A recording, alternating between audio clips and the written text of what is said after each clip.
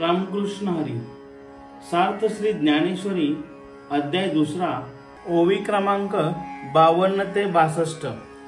एरवी माझ्या चित्ती जे होते ते मी विवरोनी बोलिलो येथे, परी निके काय या परोते ते तुम्ही जाणा। पै विरू जयासी ऐकिजे आणि या बोलींची प्राणू सांडिजे, ते एथ संग्राम व्याजे उभे आहाती।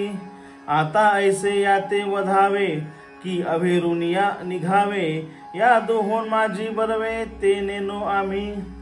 आम्हा काय उचित ते पाहतानच पुरे येथ, जे मोहे येणे चित्त व्याकुळ माझे।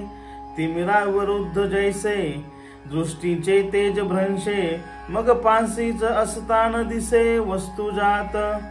देवा मज तैसे जाहले जे मन हे भ्रांती ग्रासिले, आता काय हित आपुले तेही नेने।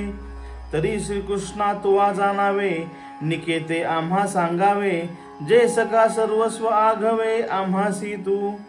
तू गुरु बंधू पिता तू आमुची इष्ट देवता, तुझी सदा रक्षिता आपदी आमुते। जैसा शिष्या ते गुरु सर्वता नेने अभेरू, की सरिता ते सागरू तेजी केवी। ना तरी अपत्या ते माये सांडोनी जरी जाये, तरी ते कैसे निजिये ऐके कृष्णा। तैसा सर्वांपरी आम्हासी देवा तूची एक आहासी, आणि बोलिले जरी न मानिसी मागील माझे। अर्थ: एरवी माझ्या चित्तात जे होते ते विचार मी आपणासमोर प्रकट केले, परंतु यापेक्षा काय चांगले आहे हे आपणच जाणता। ज्यांच्याशी वैर करण्याची गोष्ट ऐकल्यावर आम्ही प्राणत्याग करावा, तेच रणांगणावर युद्ध करण्यासाठी आमच्या समोर उभे आहेत। आता अशांचा वध करावा की युद्ध सोडून निघून जावे, या दोन्हींपैकी काय चांगले आहे हे आम्हाला समजत नाही। अशा वेळी काय करणे उचित आहे हे आम्हाला स्फुरत नाही, कारण माझे चित्त मोहाने व्याकुळ झाले आहे।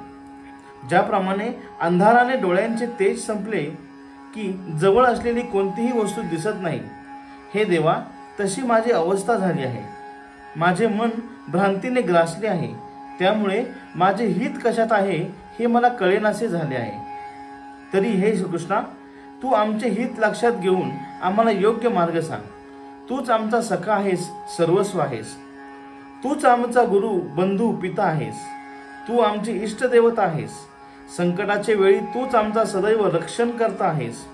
ज्याप्रमाणे गुरु शिष्याला कधी दूर करत नाही किंवा समुद्र कधी नद्यांचा त्याग करत नाही, त्याप्रमाणे तूही आम्हाला अवेरू शकत नाहीस।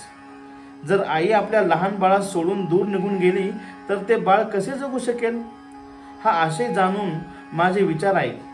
देवा, सर्व दृष्टींनी विचार केला तर तू एक आम्हास आधार आहेस। आतापर्यंत मी जे बोललो ते तुम्हास योग्य वाटत नसेल। रामकृष्ण हरी।